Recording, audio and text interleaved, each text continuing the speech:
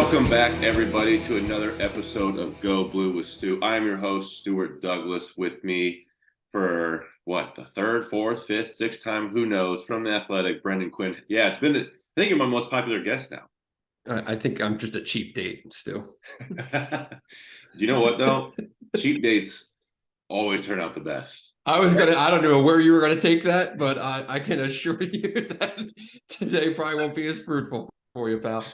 Well, yeah, that could go a number of ways, but I'll tell you what, the fancy stuff never goes well. This is the stuff I enjoy. I think that's a life lesson we learned, to be honest. True story. Yeah. Learn that early. Oh yeah. Yeah. That enjoy the people you're around, not the stuff that's around you.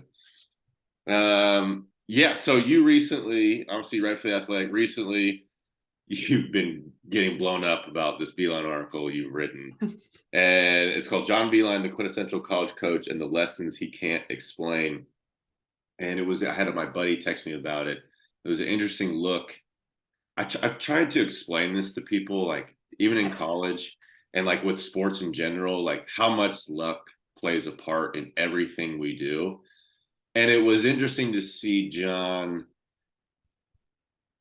not like come to grips with that, but like just really like think about it and think about his career. I was like, oh yeah, all these things do have to fall into place for it to happen.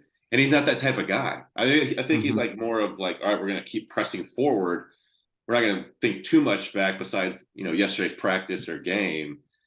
And so I'm curious, like you writing that article and what you thought you were going to get out of him and what you did get out of him and kind of like where he's at now. Was it what you were expecting, quote-wise and like perspective-wise from him? No, I mean, for a guy that I've written far too much about, frankly, it takes kind of a lot to be like surprised at this point, because, if anything, the more surprising thing would be like a total unloading of like, just really like opening a vein up, you know what I mean? Because like that's never gonna probably be him, and that was kind of always the way it is, and it's totally fine. But like where the story came from was, we just talked this summer, and it was like, we weren't talking for a story, we were just talking like normal humans. And I knew he was going into the Hall of Fame, and just mentioned something to him like hey, if you want to do something around that, if there's anything you want to talk about, if there's whatever, like, let's reconnect and we can talk, whatever, blah, blah, blah. And so that's kind of really where it came from. As it actually, the Hall of Fame itself kind of snuck up. I was like, oh, shit, it's like a week away or something like that. Like, kind of kick the tires. Like, if you want to do something, we got to do something. And then it was just, I'll call you Friday, and he just calls Friday. And, when I asked him, I'm like, you're going into the College Hall of Fame. That it's different. It is different than the Naismith Hall of Fame. It is, kind of the subculture of the basketball culture. When you think of yourself as a college coach, what really jumps out to you? And he goes, kind of theme wise, he goes right to building programs and, taking these places that are just completely in shambles and then building them up and moving on is, I think, kind of his marker of like what he did. So it's not really like measured in wins and the Final Fours and NCAA tournament appearances. I think it's this process of like finding something that's broken and fixing it through his neurosis, through his process, through his whatever, right? Yeah. But I do think you're right that like in the time of being able to take a step back, you do start to realize like all the things that were probably out of your control, way more than you can ever do in the moment. And a lot of like what he said in this, and it didn't really come from the like me asking specifically about those jobs. It was, him saying, man, that first Canisius team I had was just incredible. And they put it all together in that second year. And I was just so lucky to get those guys. And then at Richmond, it was the same thing. I was just so lucky that those were the guys that I got there.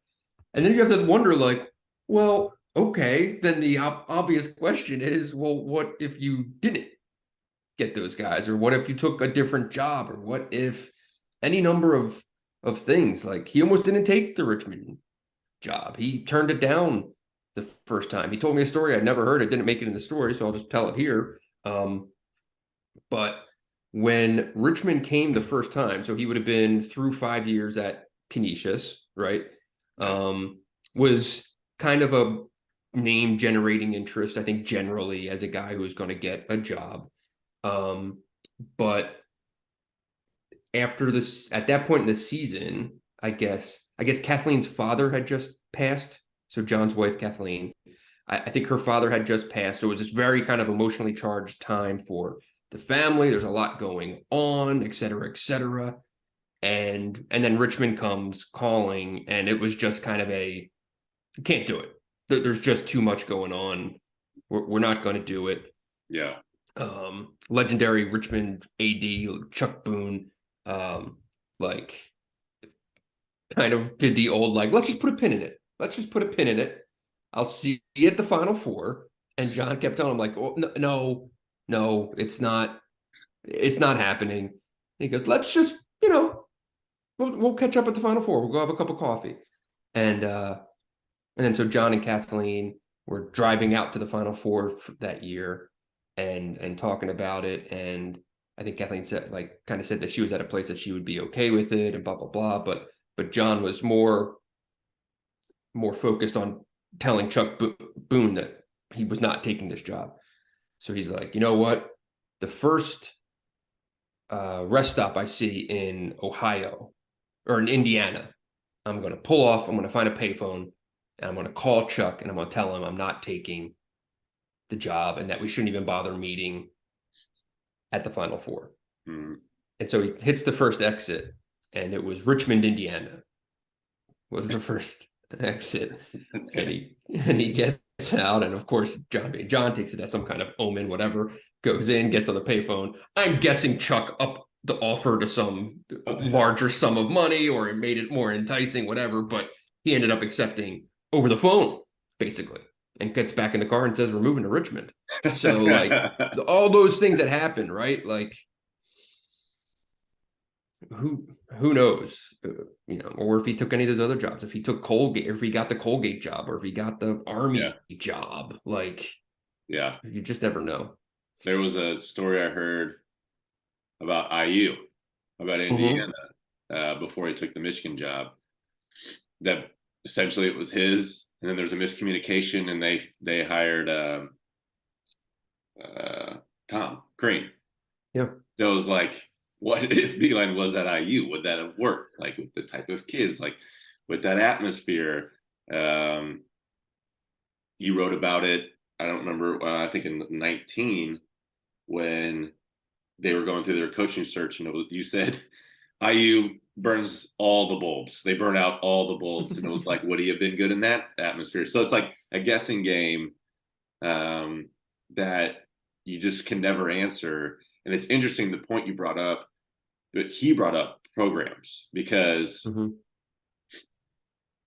which it takes the least amount of luck, right? That takes the most work and skill. And it's like, it wasn't making a Final Four or Jordan Poole's shot that propelled them to a national championship game. Like, those weren't his moments, because he knows, I think, those was probably purposeful by him. Like, like, those things just happen. Like, what I did was my legacy, and building up all of that. But yeah, the amount of luck that takes, and like all of it, from players to who your coaching staff is. I mean, people never talk about that. Like, our success starting my junior year, like, that was the full coaching staff, like, really overhauled everything, and what it took to really run a program. It was mind blowing to think about, like, all you see is like head coach and like a couple players that we talk about. And it's like, right, top to bottom, who you got. I mean, you can have a director of basketball operations guy start ruining kids' minds behind the scenes. Like, you don't know what's going to happen. So it was interesting to just think about it all. But from your perspective, covering him since 2013. Mm-hmm. You've seen him. I think you really saw him evolve as a coach then, and then you've seen him like retire and go through the Mm-hmm. troubles with Cleveland, and now he's kind of in a good spot with the Pistons. You know, simply talking to him person to person. Yeah. Like, how was it this past year, kind of where he's at, and then like how have you seen that evolve throughout the years? Have you is there an answer there? Yeah, I mean, it's been interesting because a part of it's like anything else, where it's, when suddenly when you're when you get older, and B, when, like I imagine you speak to John and other coaches and other people differently than you did, 5, 10 years ago, just because you're older. And Yeah, I kind of have, a similar thing in general, yeah, that it's just kind of the relationships change. And, I don't cover him as a beat writer, and it's more of a kind of natural conversations. And John's he's a very guarded person. It takes a lot of time to kind of earn trust, which I've always really respected and stuff like that. That there is kind of a degree of you got to earn it, man. You better yeah, put your work in here, and I think the the combination of just time and from him, the combination of the time that's passed and realizing that like he's not going to be able to change what happened. Like he's not going to be able to change the decision that he left Michigan. He's not going to be able to change what happened yeah, in Cleveland. He's not going to, I think coming to peace with that, like those were his words, like I have come to peace with that. And I think as that process has played out, he's probably been more willing to um just talk in general. Because, like I feel like when something goes sideways like that, like your natural inclination is to think that like that's all anyone's going to want to talk about, or like yeah, that's how people, like that's the lens that they're looking at you through. You know what I yeah, mean? Um, and just as you move on from it, it becomes easier to kind of be yourself a little bit more. And I do think a little bit like later in life, like John's probably able to be way more like himself than he was as a coach, where he had to be this super guarded guy. Like I think maybe you're getting more of like the Buffalo version of the yeah. dude. You know what I mean? Like when I like have hung out with his old buddies from like back in Buffalo, I'm like, like those guys are maniacs. There are They're like nuts. a bunch of like misfits. They're great guys, Yeah, just like incredible bullshitters and like amazing characters and all that stuff. And when we would only see the kind of like buttoned up version of John, you know, oh yeah, I would like always have like kind of some trouble marrying. I'm like, these are your friends. oh yeah, Wait a second, So I feel like maybe you're getting more of the guy that is that he really is, as opposed to like I'm the head coach at Michigan and no one can see me have a beer in public and blah blah. You know what I mean? Like yeah, all yeah, that. yeah. Oh yeah, that's it's my mom used to get so pissed because once a year he would invite all of his Buffalo buddies, and I think he gave them like really good tickets to an Ohio State game. I don't remember what it was, and then some of the parents were like up high. And my mom did not like that whatsoever. And I was like, yeah, but it's his buddies. It's once a year, and like he's the coach, so like I kind of understand it. But yeah, I don't think that happened again after my mom complained a little bit. But, Can yeah, I ask you, do you think his relationships have changed with ex players now that he's not an actual active coach? I think so. Yeah, I mean, I don't think I really talked about it on here, but I didn't really talk to him from like time I was 23 until like the pandemic hit. Like I didn't talk to him really at Mm-hmm. all. Mm-hmm. And he called me, and I'm on the Monon Trail in Indy, and I'm riding my bike, and I'm going through some life events that I'm Mm-hmm. struggling with. And he called me, and I was like, "Huh, this is fitting." We just had a normal conversation, and he goes, we should do this more often. I got so many players. Like he kind of like was defending himself. Like we haven't Yeah. talked through the years, but like, I can't, even if I called one player a week, it wouldn't be enough, blah, blah, blah, kind of that thing. And I was like, you don't have to. I didn't say this, was like he didn't have to explain himself. Like I was never expecting him to Yeah. do that anyways. But like you feel that burden from coaching so many people. I mean, he's got so many people always wanting to talk to him. Coaches in the article you wrote, coaches calling him about advice about Mm-hmm. building up a program. So I think he's been able to take a step back and reach out more. I mean, we're putting together a weekend where my team and the surrounding years are going to go to a football game next year. We're going to, I think they're presenting or honoring the 2013 Final Four team at Michigan, or Michigan State at Michigan this year in February. I'm going to be at that, and we've been Mm-hmm. in communications. He actually just started up a group text with some of our guys like a few days ago. That was the first time we've ever done that. Mm-hmm. So it is cool to see that a little bit. And I always had a unique relationship with him and my college experience in general that's taken me time to sit back and reflect on and be like, oh yeah, this is nice to have these relationships. Right. And you divorce yourself from all the emotions of playing and being a part of a program. Like it's draining, and it's Yeah. amazing. To your point with him getting farther away from the Cleveland thing, certain people recharge at different moments and at different time spans, and you got to separate yourself for a while. And some people are like, all right, I got over it. I had a quick therapy session. I'm good to go. Mm-hmm. We're good to go. And then some people are like, yeah, you just need 3 years to build that back up and be like, all right, I want these relationships. I want to get back into Michigan basketball. Like I've just started to become like a fan of Michigan basketball, like in the past 2 or 3 years. Like I never really was because I was so separated from it. So it's fun to see that, and it's fun to see him kind of connect, for us to have that connection. Um, and yeah, we'll see where it goes. But yeah, he's definitely like turned a page that way. But Right. it's interesting to see. You do things you never expect. You just like you can't foresee all these things. Yeah, and like when you think about his past, like you use the word recharging, which is I think pretty apt. Like one of the things that sticks out to me about him is so look at it this way. So he had the Lemoyne job for whatever it was, like 8, 9 years, right?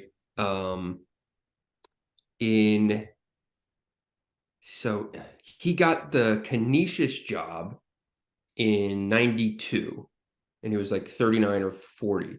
So like that's how old I am now, right? Yeah, And so like I try to think of how exhausting it would be to like do like the rebuild thing. Like that sounds like a young man thing, like 30 years old, 25 years old, whatever. And I'm sure John and other coaches would laugh and be like, you're young, you're 40, right? But like I'm tired. yeah, You yeah. know, like you're getting up there a little bit, my Oh man. yeah, Like it like the idea of doing what he like continued to do when he did it to me just seems brutal. And I asked him that, like, so okay, if he got Canisius when he was 39, that means 5 years later he got Richmond. So he would have been 44-ish.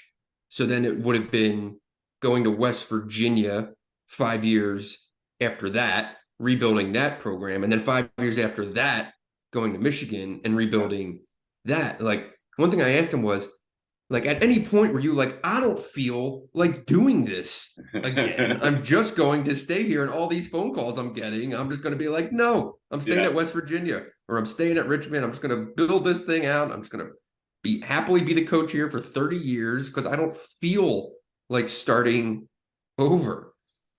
And he said, yes, that he did feel that way and that he did mm, think about that. But it was his like natural place. And I think there was an underlying concern that he had brought places to success that weren't totally sustainable.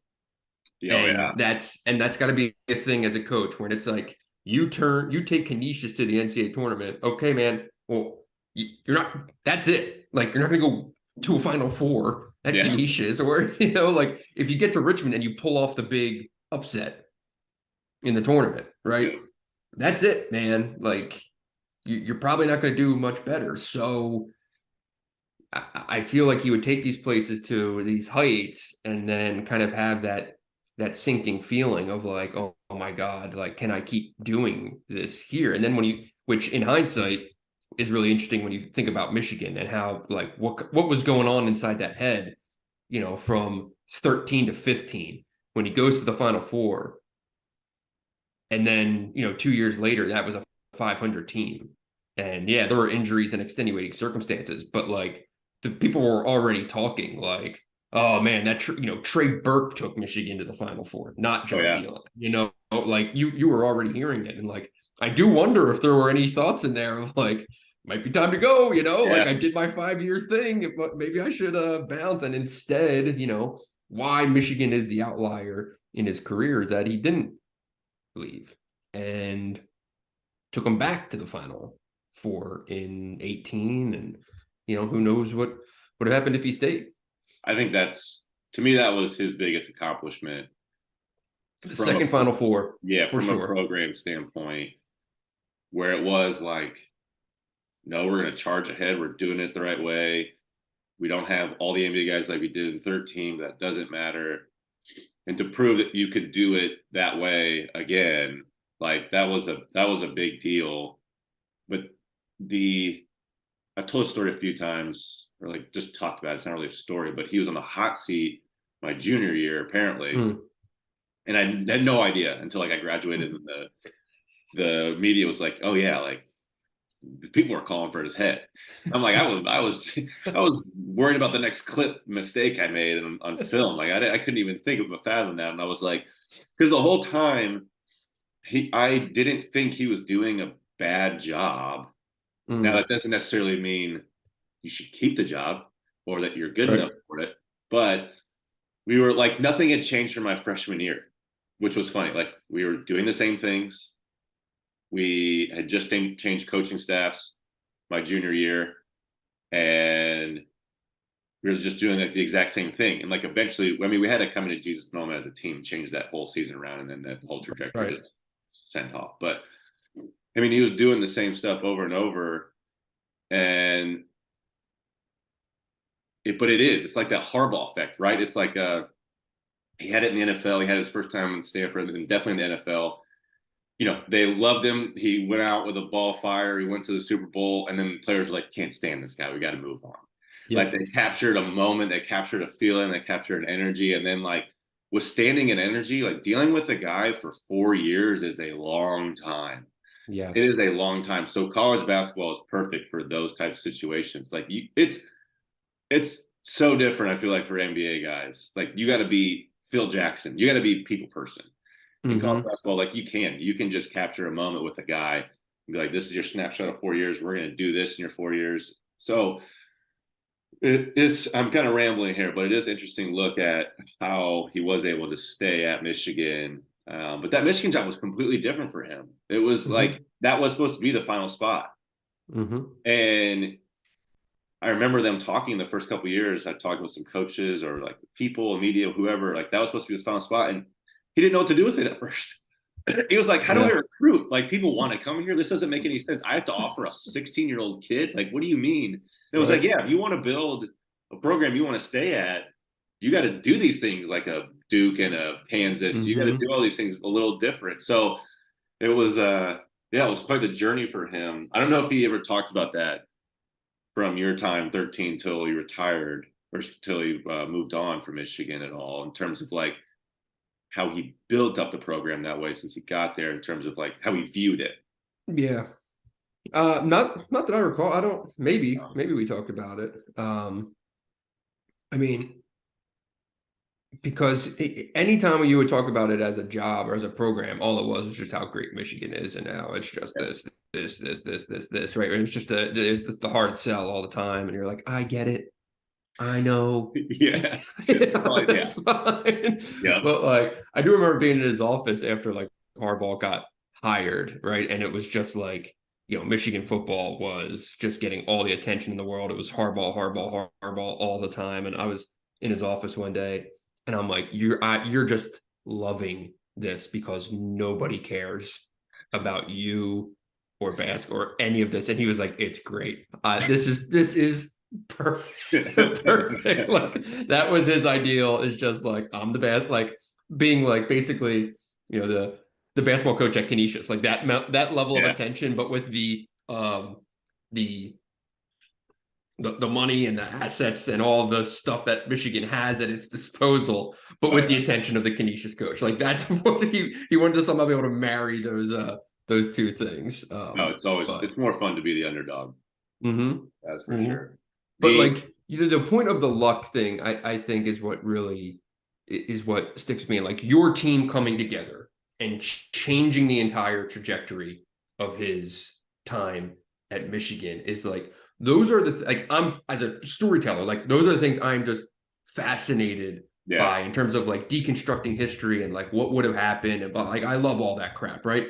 And it's like, when you talk to these old coaches, it's not just Beilein, it's all these guys and women who have, led teams and had these tenures and stuff like that.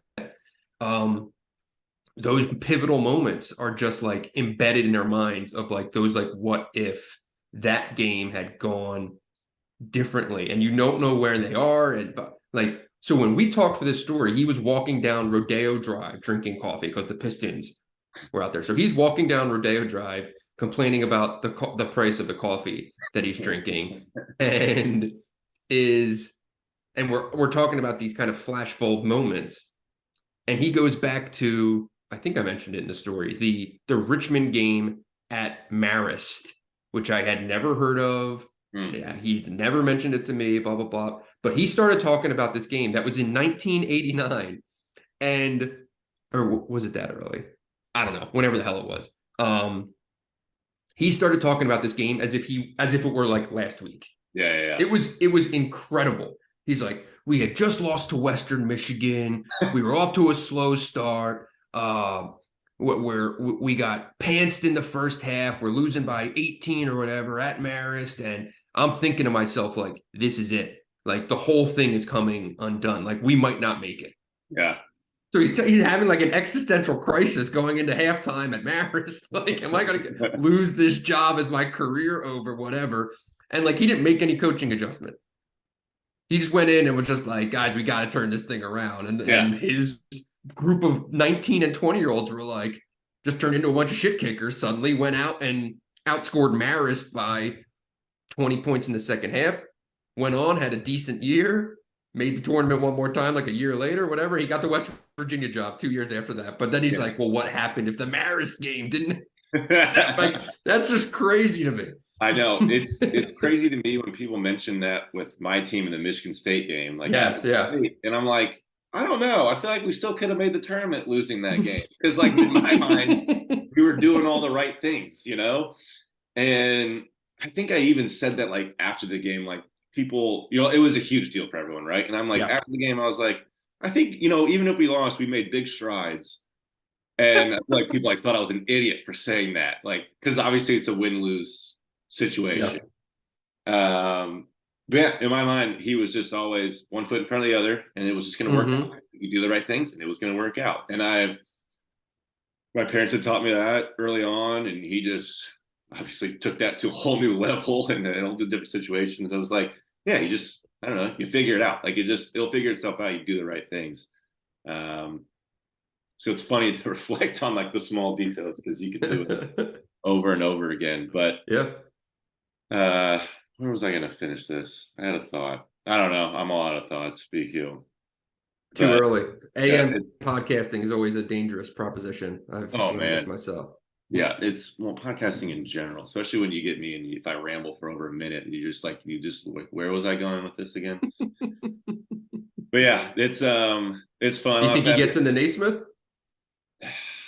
That probably don't know. My dad asked me about the college one. I'm like, oh, definitely. Like that was no brainer. Naismith. I've been confused about the Naismith before, so we'll see. But I'm curious if that 0 national championships hurts him a little bit. It's tough. Yeah, that'll be tough. But when is that determination if he's in the field? I don't know. I mean, he still has to get I think on the official ballot too. Right. So there's a whole process for that. Yeah. Did he talk about that? No. Yeah. Did you ask him? I don't think so. And there's just like things that like I've talked to John enough, both as like a pedestrian and as a reporter, where like, he's just not gonna. He's not gonna sit there and be like, "Yes, it would mean a lot to me to get in the Naismith." He would never say that out loud. I don't think. In his mind, I think it would be massive. But yeah, isn't that funny? He's like in a spot where he's like trying to be accepting. Like you get older and you're trying to be accepting your whole career, and then there's still that one thing hangs over your head, and you gotta say, "I'll be fine without it." And then it happens, and these grown men are just sobbing, and they're like, and it's like, "Yeah, you really wanted that one, didn't you?" Yeah, right. You're like, you're so full of it, man. Yeah, yeah. It's funny how that works, but that's life. You just gotta like fake it till you make it, as Nancy Douglass. Yeah, it was fun to write it. It's been a minute. The last time I wrote about John was, when the kind of the floor came out in Cleveland, and I didn't even, obviously didn't talk to him, but so it was nice to write him about it again. It was I was joking with my friends last night, like, remember that LCDC or what? I'm having a glitch. LCD sound system. Thank you. Okay. Their final show was like, "Shut up and play the hits." That's what it felt like here. It's just like, just when in doubt, we got a Black Friday sale. Go tap the Beilein well and see what stories. Yeah, let it write itself. It'll come to be. Not too bad. But yeah, Zoom is about to kick us off in 30 seconds, and I cannot stand to do this again with these podcasts. I have just been piecing some of these together. My producer's going to kill me. But BQ, I appreciate you. We'll have to get you back on and talk some actual Michigan basketball. Would love that. And I got to ask you about golf one of these days. So we'll get you back on. But yeah, all for it, my man. All right. Sounds good.